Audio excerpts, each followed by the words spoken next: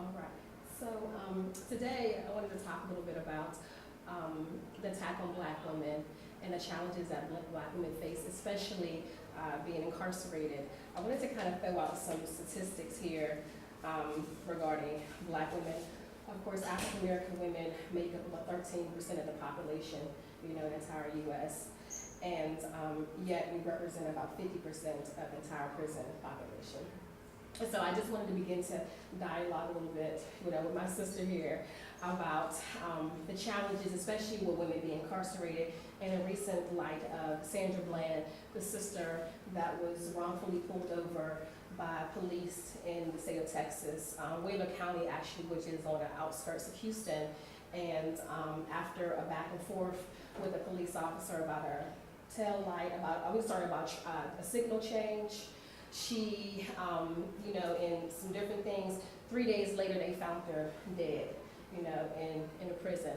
And so what happens is that kind of struck me, it kind of was hit close to home, because what happens is that, even we're talking about, Black women, assault, whatever it is in terms of, authority, what we're facing is that, we're as big as threat, bigger and bigger, I would say more, similar threat to Black men, when it comes to the white establishment, in particular white men. And I think that, we never really thought about it, when you get a woman who receives, gets education, she starts to build up her, cycle her dollars in terms of financially, socially, emotionally. What happens is that we're all building up a reservoir, and what happens is that, when that is a threat to white establishment, the same way as it is for Black men, when they start to, gain status in society, when they start to, build themselves up financially, with degrees, start to really elevate themselves. Then what happens is that, the establishment comes down, and, and we're ridiculed because of it, and then, and it results now, we're in the dead, especially in the prison system, where we actually fill up a lot of the prisons. I think you bring so many good ideas to this conversation. The first being the percentage of Black women who make up the prison population in the U.S. versus the percentage of African women who are just a part of the regular population as citizens. And specifically with what happened to Sister Sandra Bland, it's just a reminder that this system, right, the justice system, the penal system, the way that this country even works, the economic system, all of these things. Because you also mentioned, we're part of their universities, because it doesn't matter if we're a part of their what institutions we're a part of. We don't have a place in them per se.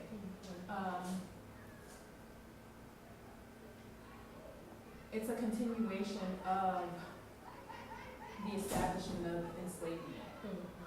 Specifically when we look at the prisons, and specifically when we look at the Constitution of this country, it will tell you if for whatever reason you committed a crime, you don't have the rights of a human being, right? And so your rights are taken away, and you're going to be held captive.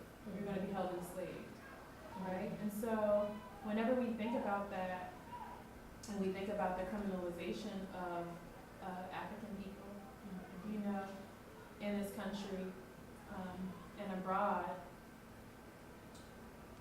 we have to really ask how we're going to change these systems that we're operating in, or decide that we no longer want to operate in these systems and create an alternative social system for ourselves, economic system for ourselves, governmental system for ourselves. I think that largely what we've seen specifically with Sandra Bland, because no one knew, the police officer didn't know that she was about to be hired at a university, that she had made it through the ranks of education. They didn't know anything about her. Sandra Bland was profiled, when he drove by her, saw that she was a black woman, targeted when he U-turned and followed her car.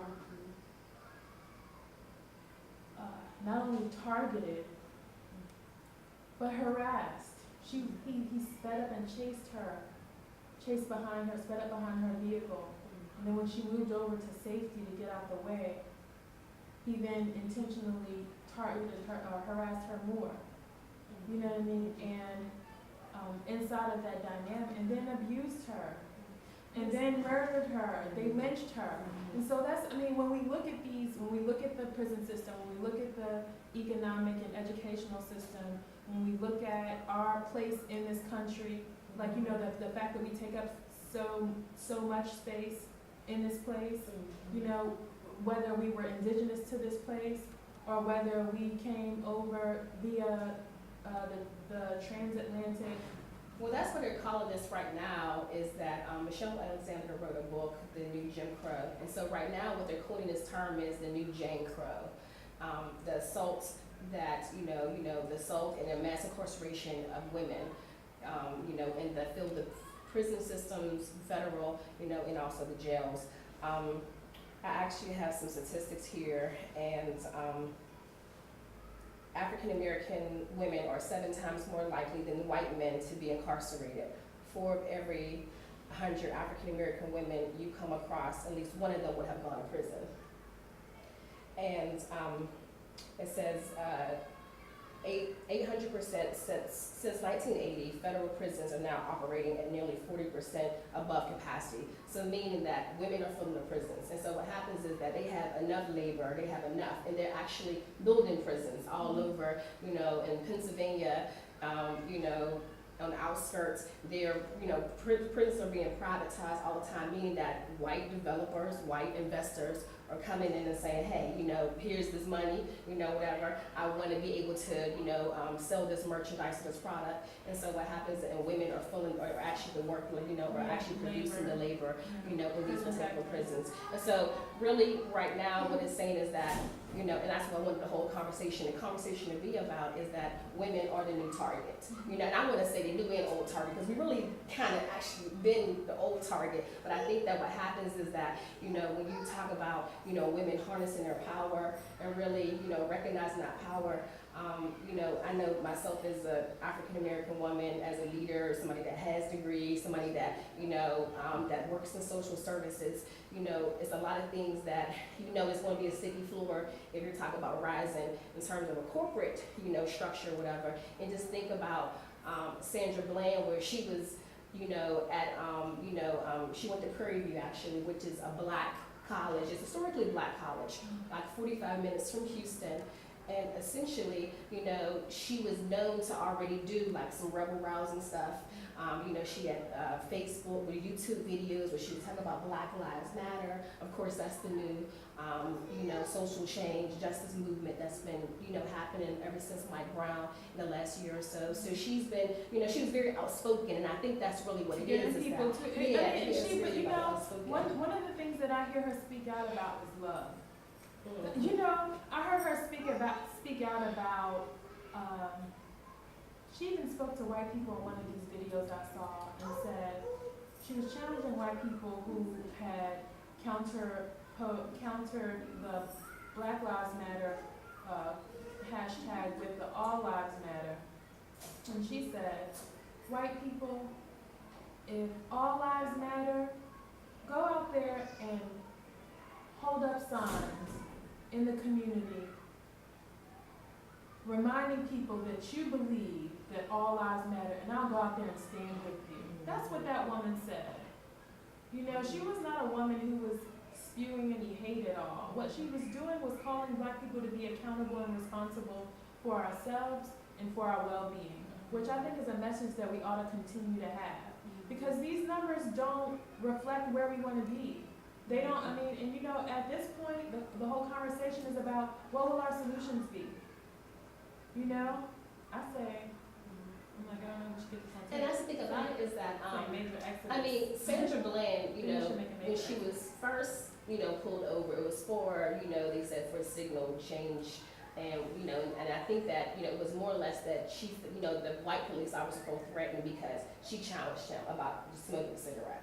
And so what happened, I know it's been a big thing going on in terms of, and I'm not really too literate on the law per se, but I know that, you don't have to get out your car. If somebody, and so he's like, get out your car, your car. Yeah, well, what happened inside of that specifically was that she was, after she noticed what had happened, that he had pulled her over for not putting on her turn signal after he had harassed her and chased her down. When she noticed that, she became annoyed.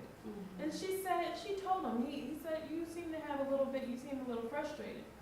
She said, yeah, I am a bit frustrated, but that's not going to stop me from getting the ticket, so please just give me the ticket so I can go on about my day.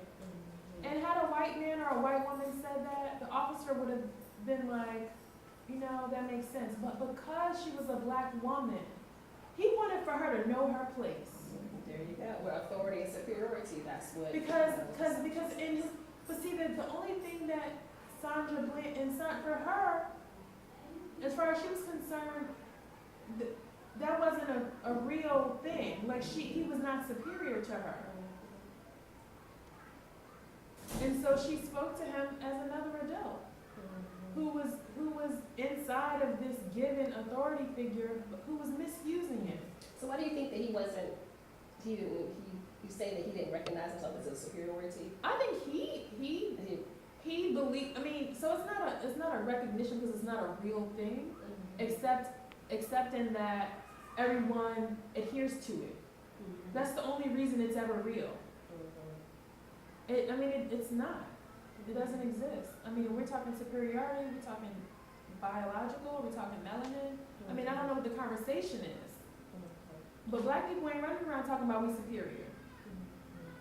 Well, I think in terms of, we're talking about, I know, and we get into statistics, whatever, a little bit. I'm, big with statistics. I think that what happens, it shows research, and it shows circumstance, it shows evidence that, that this is in the books. People have, researched this, whether it be professors or somebody of another esteemed, profession. And, what it was is that, this statistic runs in my mind.